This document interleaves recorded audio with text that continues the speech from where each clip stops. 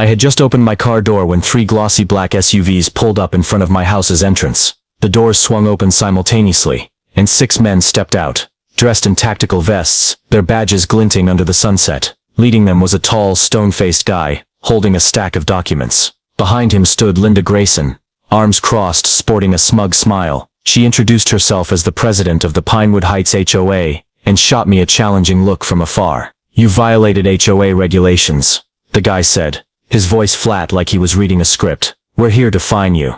Linda stared at me, as if she thought this was checkmate, picturing me being dragged out of my brand new home. She didn't know I wasn't someone to mess with. Before diving into the story, comment where you're watching from, and don't forget to subscribe so you never miss the latest video. I'm Ethan Caldwell, mayor of Fairview, California. After years of renting, moving around for work, and dealing with nosy landlords, I finally had a home of my own in Pinewood Heights, a quiet suburb with tree-lined streets and quaint white picket fences. The next morning, I woke up to sunlight filtering through freshly hung curtains, feeling like it was the perfect day to keep unpacking and make the house my own. I stepped out to the front yard, stretching in the cool air, savoring the peace I'd longed for. But then I heard the steady click of high heels on the stone path leading to my door. I turned and saw Linda Grayson approaching, clutching a clipboard, like it was her weapon. She wore a sharp navy blazer, her short blonde hair neatly combed, and her cold eyes scanned me like I was a criminal. I frowned, that bad feeling from last night creeping back.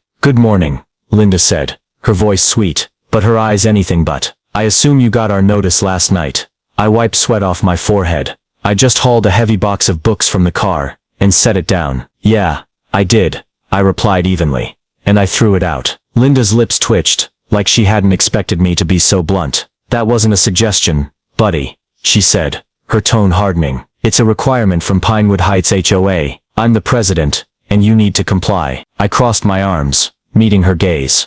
"Funny, because I don't recall signing anything with an HOA when I bought this place." Linda smirked, a confident half-smile. "This neighborhood was annexed into our association last year," she said, like it was obvious. "That means you're ours, whether you like it or not." I let out a short laugh, incredulous at her audacity. "You can't just annex people into an organization they didn't agree to," I said, my voice still calm but sharper. "I didn't sign anything. I don't know you, and I don't owe you or your ridiculous HOA a dime." Linda tilted her head, her eyes darkening. "You'll comply," she snapped, "or we'll take stronger measures." I stepped closer, locking eyes with her. "Stronger measures," I repeated, my voice lowering. "What are you gonna do? Send more guys in vests to intimidate me again?" Linda didn't answer right away, but I saw her eyes flicker. The first sign she wasn't as in control as she thought. "You'll regret resisting," she said, her tone icy. "Consider yourself warned." I crossed my arms, and shrugged. "Go ahead and try," I replied, unflinching. Linda stared at me for a moment, like she was weighing her next move, then turned on her heel, her high heels clicking sharply as she walked away. I stood there watching her disappear around the corner. That unease from last night now a solid suspicion. I went back inside, grabbed the home purchase papers from an unopened box, and flipped through them. Not a single line mentioned Pinewood Heights HOA. No contract, no signature. I'd checked everything before buying. So what game was Linda playing? I set the papers down and looked out the window. The black SUVs from last night, the vested goons, Linda's confidence. This wasn't some dumb mistake. This was a plan. And I knew it wouldn't end with a $50 fine. That night, sitting on the couch amid unpacked boxes, I opened my laptop and searched for Pinewood Heights HOA. No website, no official registration, nothing but a few scattered posts on local social media. I frowned, and shut it down. A few days after my run-in with Linda, I started thinking she was just a harmless busybody. The type who loves clipboards, and pretending to run the neighborhood. I was wrong. Things escalated faster than I expected. One early morning, as I stepped out to grab the local paper, I found another red notice taped to my door. Same as the first, but this time more serious. Pinewood Heights HOA violation. Grass not trimmed to standard, $100 fine. Immediate corrective action required. I looked at the lawn. I'd been here less than a week, and it was still green and neat. I ripped the paper off, crumpled it, and tossed it in the trash, telling myself I wouldn't let this nonsense ruin my day. But Linda didn't stop. The next day, another notice appeared. Violation. Windows not up to community aesthetic standards, $200 fine. I stood at the door, staring at the spotless windows I'd vetted when I bought the place, and laughed out loud. This wasn't a mistake anymore. This was deliberate. I stuffed the notice in my pocket, planning to double-check my purchase docs again, but that afternoon, I heard noise outside. I stepped out and saw two guys in orange reflective vests standing on my lawn, one scribbling on a clipboard, the other snapping photos like crazy. No city uniforms, no company logos, just small badges reading Neighborhood Compliance Inspector. "What are you doing?" I asked, crossing my arms, my voice cooling. The clipboard guy, I dubbed him Ray in my head because of his shiny bald head, looked up, briefly startled, then smirked. "Routine HOA inspection, sir," he said, like it was the most normal thing ever. "I didn't authorize you on my property," I replied, stepping closer. "This is private land. Leave now." The other guy, Mitch, I guessed, from his hunched posture, backed off a step, but Ray just shrugged. "Per HOA records, we have inspection rights," he said, overly confident. "What records?" I snapped. "I didn't sign anything with your stupid HOA," Ray sneered. "You'll see the consequences if you don't cooperate," he said. Then they both walked off, leaving me standing there, blood boiling. I went back inside, grabbed my phone, and called Sarah, my assistant at City Hall. "Sarah, check if Pinewood Heights HOA is legally registered," I said, trying to keep my voice steady. "I need info fast." Sarah promised to look into it and get back to me. While waiting, I took action. I ordered a set of online security cameras, ones that record day and night, and spent the evening installing them around the house, one at the front door, one in the backyard, and one facing the street. If Linda and her goons wanted to play this game, I'd have proof. That night I just sat down on the couch with a coffee when my phone rang. It was Sarah. "Ethan, there's no Pinewood Heights HOA registered with the city or state," she said. "It's not legally real." I nodded, though she couldn't see. "Thanks, Sarah. Keep this quiet." I hung up and stared out the dark window. So Linda was running something shady. Not just a petty annoyance. I sipped my coffee, anger and curiosity rising. The next morning I stepped outside and found another fine taped to my door. "Failure to maintain community aesthetics. $500 fine." I shook my head, tore it off, but this time I didn't toss it. I pocketed it, deciding to keep it as evidence. As I turned to grab stuff from my car, I heard tires rolling on the road. 3 black SUVs, identical to the first night, cruised by slowly, windows too dark to see inside. I stood still, watching until they disappeared. After Sarah's call, I sat in the living room amid unpacked boxes, staring at the $500 fine in my hand. The dim glow from my new table lamp lit up the words, "Failure to maintain community aesthetics," and I couldn't stop myself from laughing. Not because it was funny, but because it was absurd. I'd been in Pinewood Heights less than a week, hadn't even mowed the lawn or hung all the curtains. Yet Linda Grayson and her fake HOA had targeted me like I was the neighborhood's biggest threat. But thanks to Sarah, I knew one thing for sure. Pinewood Heights HOA wasn't legit. So what was Linda up to? And why me?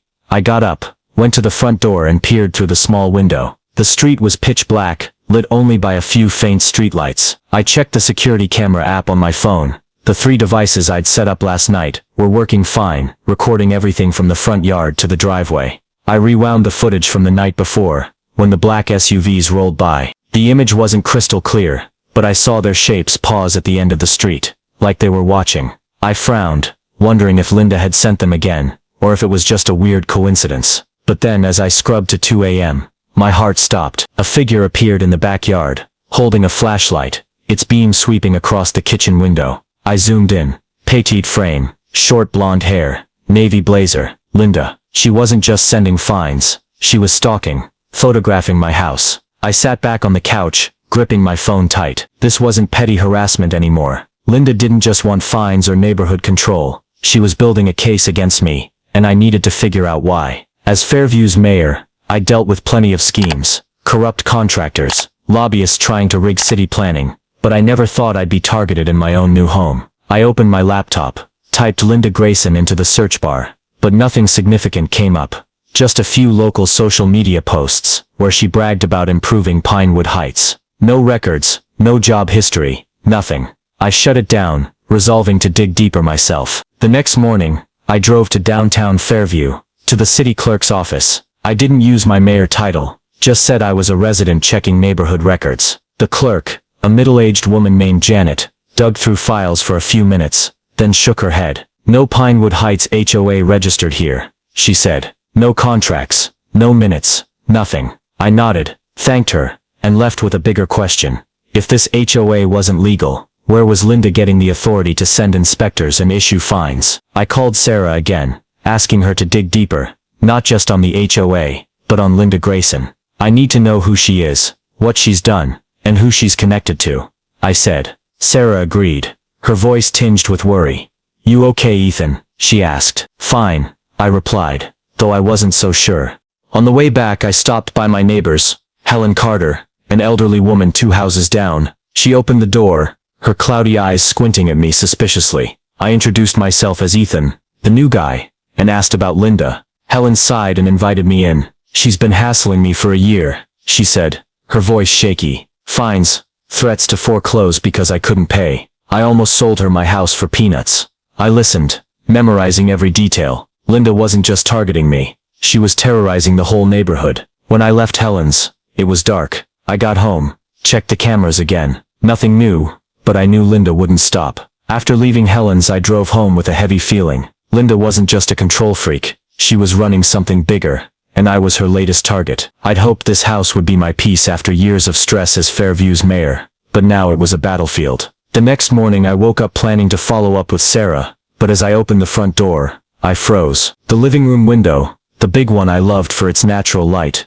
was shattered, glass shards sparkling across the lawn. I stood there, hand clenched on the doorknob, anger surging up my throat. I went inside, checked for missing items. Everything was intact. No theft, no rummaging. This wasn't a robbery, it was a message. I stepped back outside, picked up a small rock amid the broken glass. Someone had thrown it, and I didn't need to guess who was behind it. I pulled out my phone, opened the camera app and rewound last night's footage. Sure enough, at 2 a.m., 2 figures appeared in the backyard. Ray and Mitch, the inspectors I'd met before. Ray held a flashlight. Mitch raised his arm to throw something at the window. The image was blurry, but clear enough to confirm. Linda was upping her game. Before I could process it, the doorbell rang. I opened the door, and another bright red notice fell at my feet from the slot. I picked it up, read the text. Severe zoning violation. $5,000 fine. Immediate corrective action required. I shook my head, unable to believe her nerve. $5,000, for what? I stuffed it in my pocket, deciding not to toss it. This was evidence, and I'd use it against her. But as I turned to the kitchen to make coffee, I realized the water wasn't running. I checked the faucet, not a drop. I ran to the basement, opened the main valve. Someone had locked it from outside. I stood there, in the damp darkness, feeling trapped in my own home. I called Fairview Police right away, asking them to check it out. 2 young officers arrived 20 minutes later, documented the broken window and water valve. But when I mentioned Linda and Pinewood Heights HOA, they shrugged. No direct evidence ties her to this, Mr. Caldwell, one said. Your cameras show 2 people, but not clear enough to prosecute. I nodded, unsurprised. I'd seen how powerless local cops could be without hard proof. Thanks, I said, showing them out. But in my head, I decided I'd handle this myself. That afternoon, I drove to Linda's house, a small place at the end of the street, with a white fence and a HOA president sign out front, brazen to the point of laughable. I knocked hard, the sound echoing in the still air. Linda opened the door, still smirking, her navy blazer crisp like it had just been ironed. I figured you'd show up soon, she said, leaning against the frame, her tone taunting. I stepped forward, voice low but firm, breaking my window, cutting my water, and now $5,000. What are you doing, Linda? She smirked again, unfazed. You chose this path by not complying, she replied. Stop now, before it gets worse, I said, staring her down. Linda smirked, crossing her arms. You can't win, Ethan. You don't even know what you're up against. I tilted my head, trying to read the meaning behind her words. Then enlighten me, I replied, my tone dripping with sarcasm. She shook her head, her smile widening. You'll find out soon enough, but if I were you, I'd pay up and keep quiet. I stood there feeling like I was facing a predator, not just a neighborhood nuisance. I'm not afraid of you, I said, my voice firm. Linda shrugged. You should be. She shot back, then slammed the door shut. I drove home, my mind racing. Linda wasn't acting alone. She was too confident, too organized. The black SUVs, Ray and Mitch, the vandalism. This wasn't the prank of a control freak. This was a system, and I was the target. I sat in the living room, light from the broken window spilling across the floor, and checked the camera footage again. Ray and Mitch didn't just vandalize. They'd left a small note under the window frame that I'd missed at first. I picked it up and read, "Leave or pay the price." I clenched the paper, knowing Linda was backing me into a corner. She was playing a bigger game, and I needed to find the key piece before she knocked me off the board. As Fairview's mayor, I was used to political maneuvering, but this was personal, right in my own backyard. I sat in the living room, the faint light from the broken window hitting the floor, and decided I wouldn't sit around waiting for her next move. It was time to dig deeper. I called Sarah, my trusted assistant at City Hall. Again, "Sarah, I need you to dig harder on Linda Grayson," I said, my voice low but urgent. "Find out what she's done, who she's worked with, anything suspicious, and check if anyone in the city's tied to this so-called Pinewood Heights HOA. Sarah went quiet for a moment, then asked, "Ethan, what's really going on?" I sighed, not wanting to drag her in deeper than necessary. "Just neighbor trouble," I replied, "but I need info fast." Sarah agreed, and I hung up, knowing she'd be thorough as always. While waiting, I went back to Helen Carter's house. She opened the door, her cloudy eyes lighting up with a hint of hope when she saw me. I sat in her old armchair in the living room, listening as she shared more details about Linda. "She started sending fines last year," she said, her shaky hands clutching a teacup. "At first it was $50 for untrimmed bushes, but then it jumped to hundreds, thousands. She said, if I didn't pay, they'd take my house."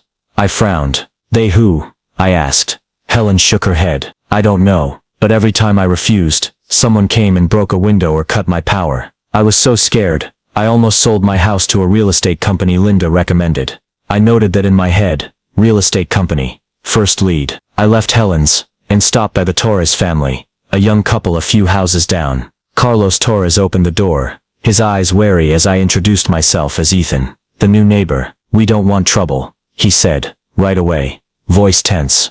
I raised a hand to reassure him. "I just want to ask about Linda," I said. Carlos glanced at his wife, Maria, then nodded me inside. They told a similar story. Absurd fines, nighttime vandalism, and threats of foreclosure if they didn't pay. "We've paid nearly $2,000 already," Maria said, her eyes red, "but she still won't stop." I pulled out my phone, secretly recording, and asked for more details. They agreed to help, as long as I kept their names out of it. That night, Sarah called back. "Ethan, I found something," she said, her voice slightly shaky. "Linda Grayson used to work for Victor Marshall, city councilman. She was his assistant a few years back, before quitting and dropping off public records. And that real estate company Linda keeps pushing on neighbors, it's indirectly owned by Victor through a web of shell companies." I sat up straight, heart pounding. Victor Marshall, the guy who'd opposed me on every major zoning project in Fairview, an ambitious snake with a fake smile and deep pockets. "Anything else?" I asked. "I found some odd transactions," Sarah said. "Victor's funneled money through anonymous accounts, and some trace back to Pinewood Heights. I think he's funding Linda." I hung up, my mind reeling. So Victor was behind Linda. He was using her to run this fake HOA, forcing residents to sell cheap to his company. But why target me? Then it hit me. The mayoral election was just months away. If Victor could discredit me in my own neighborhood, he could use the scandal to sink me with voters. This wasn't just a scam. It was dirty politics. I checked the footage from the night my window was smashed again. Ray and Mitch didn't just vandalize, they looked straight at the camera once, like they knew I was watching. Linda and Victor weren't afraid of me. They wanted me to know they were coming. I stood up, pacing the living room. I had camera evidence, statements from Helen and the Torres family, and Sarah's info, but I needed more to take them down. I texted Sarah, "Find more financial proof linking Victor to Linda. I'll handle the rest." Linda thought she could box me in, but I'd make her and Victor pay. After uncovering Victor Marshall's role behind Linda, I knew I wasn't just facing a neighborhood pest but an organized political plot. I spent the night reviewing camera footage, recordings from Helen and the Torreses, and Sarah's intel, trying to piece it all into a clear picture. Linda didn't just want money or houses, she and Victor wanted to take me down before the election, and Pinewood Heights was their chosen battlefield. I resolved not to let them get away with it. But before I could plan my next move, Linda struck again. The next morning, as I stepped out to check the still unfixed broken window, I saw a white notice taped to my garage door. "Emergency neighborhood meeting," it read. "Pinewood Heights Park, 6 p.m. tonight. Topic addressing non-compliant residents. Signed, Linda Grayson, HOA president." I frowned, tearing it down. So she was going public, trying to paint me as the villain in front of the whole neighborhood. I glanced across the street. catching a few neighbors peeking from their windows before turning away when I met their eyes. Linda was building public pressure, and I knew she wouldn't stop at words. At 6 p.m., I drove to Pinewood Heights Park, a small lot with a few benches and a rickety wooden stage. A crowd had gathered, about 30 people from elderly folks like Helen to young families like the Tauruses. Linda stood on the stage, navy blazer pristine, holding a mic with her smug smile. Next to her were reporters from Fairview News 5, cameras trained on the stage. I parked, stepped out, and felt every eye turned to me. Linda had turned this meeting into a public spectacle, and I was the villain she aimed to humiliate. "Welcome everyone," Linda began, her voice sugary but sharp. "We're here today to address a serious issue, a new resident refusing to follow Pinewood Heights HOA rules." She looked straight at me, standing in the crowd. "Ethan Caldwell has ignored every notice, refused to pay fines, and disrupted our neighborhood's harmony. We can't let one person ruin our community." The crowd murmured, a few nodding, but I saw Helen and Carlos Torres stay quiet, their eyes flickering with doubt. I stepped forward, raising a hand to speak. Linda smirked but couldn't refuse with cameras rolling.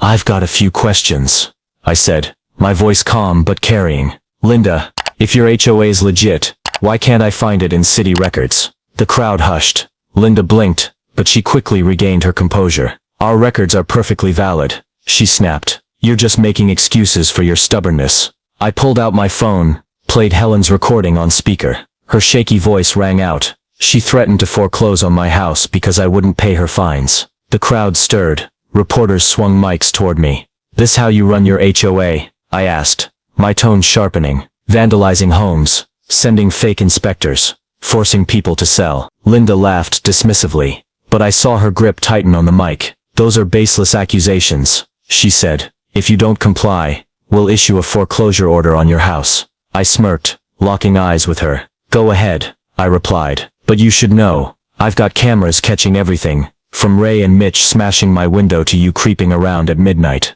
The crowd gasped, some whispering to each other. Helen nodded at me. Carlos gripped his wife's hand like he'd found hope. Linda paled for a split second, but regained her cool. "You can say whatever you want," she snarled. "But you can't fight us." She turned to the crowd, trying to rally support. "Who wants this neighborhood safe and beautiful? Stand with me." A few clapped weakly, but I saw doubt spreading. I stepped back, saying nothing more. I didn't need to win right then. I'd planted seeds of suspicion, and Linda knew it. As I left the park, her glare followed me, full of rage and fear. She'd wanted to shame me, but I'd just turned her meeting into my leverage.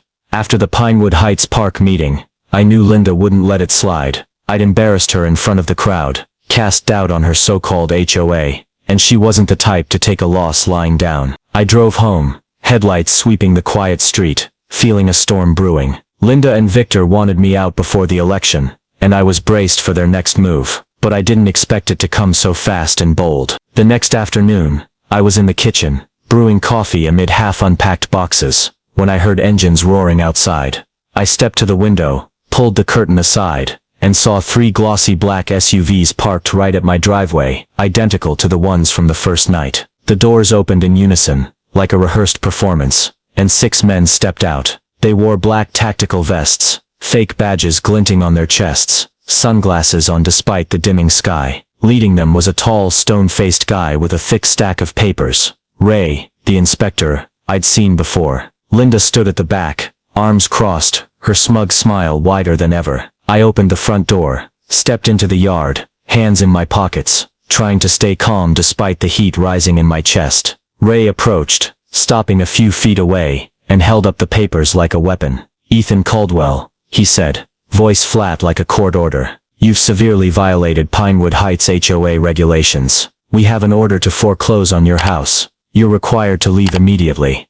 I frowned, glancing from Ray to Linda, then back to the papers. "Foreclosure order?" I asked, sarcasm lacing my tone. "Based on what?" Ray nodded, flipping a page, gibberish text with no notary seal or official logo. "Non-compliance with community standards," he replied.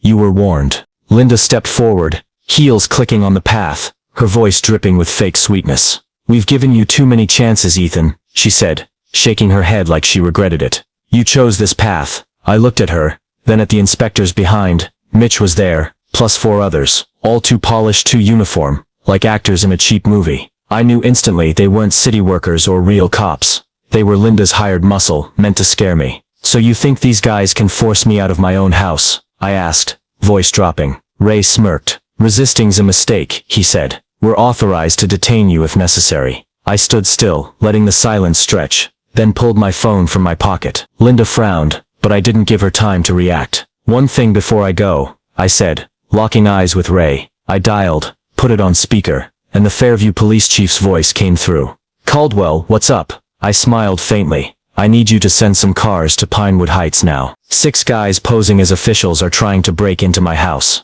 Linda's face drained of color, her smile vanishing. Ray stepped back, eyes darting to Linda for direction. I slipped the phone back in my pocket, stepping closer to Ray. "I'm the mayor of Fairview," I said, slow and steady, "and impersonating a public official is a felony." Silence fell, thick like the air before a storm. One of the fake inspectors swallowed hard, hands trembling. Linda opened her mouth but couldn't speak. In the distance, police sirens wailed, growing louder. Ray shot Linda a panicked look. "You said this was just a scare," he hissed. Linda spun on him, yelling, "Shut up," but it was too late. 3 cop cars screeched in, lights flashing red and blue across the street. Officers jumped out, guns drawn. "Hands off your bodies, get on the ground," one shouted. The fake inspectors lost their bravado. One bolted but got tackled in seconds. Ray and Mitch dropped to their knees, hands up, while Linda stood frozen, pale as a ghost. I stepped closer to her, voice calm. "Thought you could use these clowns to run me out. You picked the wrong guy, Linda." She glared at me, eyes blazing with fury and fear, but said nothing. As the cops cuffed the inspectors, I turned to the lead officer. "Search her house," I said, pointing down the street. "I've got evidence. She's running a scam ring." Linda spun around, screaming, "You have no right." I smirked. "I'm the mayor. I do." The officers nodded, heading to Linda's place, while I watched her get escorted to a squad car. As the sirens faded, I stood in my front yard, watching Linda being loaded into the car, her face twisted with rage and confusion. The fake inspectors, Ray, Mitch and the other 4, were cuffed, sprawled on the grass under flashing red and blue lights. I let out a long breath, relief mixing with resolve. Linda thought she could use these goons to drive me out of Pinewood Heights, but she'd picked the wrong fight. As Fairview's mayor, I wasn't just defending my home. I'd protect this whole neighborhood from her and Victor Marshall's scheme. The battle wasn't over, but I knew I had the upper hand. The police quickly searched Linda's house, just a few doors down from mine. I stood on the street, watching them haul out boxes of documents, fake contracts, fine receipts, and a stack of papers detailing payments Pinewood Heights residents had made to her so-called HOA. A young officer, Jake, approached me, handing over a thick file. "Mr. Caldwell, you need to see this," he said. I flipped through a few pages, and my heart raced. It was damning evidence. Bank statements showing Victor Marshall funneling tens of thousands of dollars through anonymous accounts to Linda, paired with a list of homes forced to sell cheap to his real estate company. Linda wasn't just a con artist, she was Victor's puppet, and he was pulling the strings. I called Sarah right away. "Sarah, we've got proof tying Victor to Linda," I said, voice urgent. "Contracts, financial transactions, it's all here. I need you to work with the police to expand the investigation now." Sarah agreed, and I heard her typing over the phone. "I'll contact the DA's office," she said. "Victor's not getting away, Ethan." I hung up, glancing at Linda's house. She sat in the squad car, eyes locked on me through the window. But I didn't care. I turned to Jake. "Take me to her," I said. They opened the car door, and I stood in front of Linda, arms crossed. "Got anything to say?" I asked. Linda gritted her teeth, wrists cuffed behind her. "This is a misunderstanding," she hissed. "I was just following orders." I smirked. "Victor Marshall's orders." She blinked, then looked away, silent. "You've got a chance to spill it all," I said. "Otherwise you're taking the fall alone." Linda met my gaze, her eyes wavering, and I knew she was weighing her options. I walked away, letting the police handle it. I didn't need her confession right then. The evidence was enough to start. Over the next week, I led the expanded investigation with Sarah and Fairview police backing me up. Linda cracked the next day, trading a plea deal for her full story. She revealed Victor recruited her 3 years ago, using the HOA front to pressure residents into selling cheap, then flipping the properties for profit through his real estate firm. Targeting me was Victor's idea. He wanted to discredit me before the election, framing me as the mayor who can't control his own neighborhood. We raided Victor's downtown Fairview office, seizing millions in assets, arresting him and 3 cronies on the city council. Their operation collapsed like a house of cards. Pinewood Heights slowly returned to peace. One evening Helen and the Torres family threw a barbecue in my backyard to say thanks. I stood there, holding a glass of water, watching everyone laugh. Helen sharing old stories. Carlos tossing a ball with his son. "Thank you, Ethan."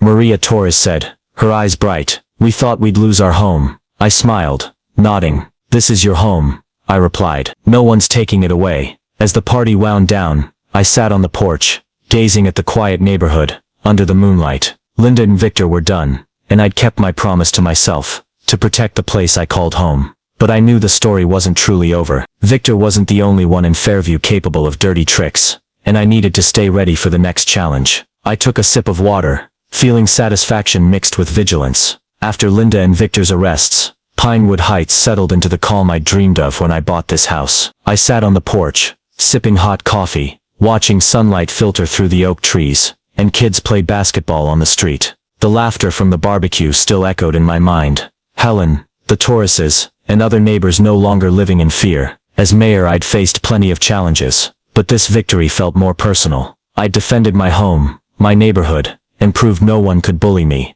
or anyone here, without paying a price. I held a press conference at City Hall a few days later, standing at the mic with Sarah beside me. "Fairview won't tolerate fraud or corruption," I said, staring into Fairview news cameras. "We've dismantled an illegal real estate ring, and I'm committed to protecting every resident from schemes like this." The crowd applauded, and I felt the voter support, a big edge for the upcoming election. Victor might have wanted to take me down, but now he was behind bars, and I was stronger than ever. But when I got home that night, the mailbox was stuffed. Bills, thank you notes from neighbors, and one white envelope standing out. I opened it, frowning at the text. From the Pinewood Heights Homeowners Association. I laughed. Another HOA, but this time it was different. "Dear Mr. Caldwell," it read, "we're the newly formed, legally registered Pinewood Heights HOA, filed with the city of Fairview. After your efforts to protect our neighborhood, we respectfully invite you to serve as an honorary advisor." I folded it up, sat back in my chair, half surprised, half amused. Out of Linda's mess, and into a real HOA. I shook my head, wondering if I'd ever truly escape this stuff. The story HOA sends fake inspectors to find me, but I'm the city mayor, that I've rewritten reflects a very real slice of life in the US today. The complexity and occasional overreach of homeowners associations, HOAs, alongside issues of corruption and power in local politics. In America, HOAs are common in suburban neighborhoods, like Pinewood Heights, where Ethan lives, aimed at maintaining order and property values. Yet, as with Linda Grayson and Victor Marshall, these groups are sometimes exploited for personal gain, intimidating residents with baseless fines or property damage. Cases not uncommon in real US lawsuits. Ethan, a mayor, being targeted also mirrors the dirty politics where rivals like Victor use any means to undermine each other, especially before elections. A frequent sight in small towns like Fairview. The lesson from this tale isn't just resilience, it's the importance of actively defending personal and community rights in a society rife with hidden injustices. Ethan didn't just ignore the fines like tossing that $50 notice in the trash. He investigated via Sarah and security cameras, confronted publicly at the neighborhood meeting, and leveraged his mayoral role to dismantle Linda's ring. Americans today can apply this by knowing the law, like Ethan checking HOA records, and fearlessly reporting wrongdoing to authorities, as he did when the fake inspectors showed up. Plus, uniting with neighbors like Helen and the Torreses shows how community strength can topple abusers of power. Finally, the twist with the legit HOA's letter reminds us that even after a win, vigilance is key. A practical tip for life in America, where systems constantly shift and challenges never fully end. Subscribe to the channel so you don't miss more wild HOA stories and neighborhood battles like this. Thanks for watching, and I'll see you in the next video with even more drama from Fairview.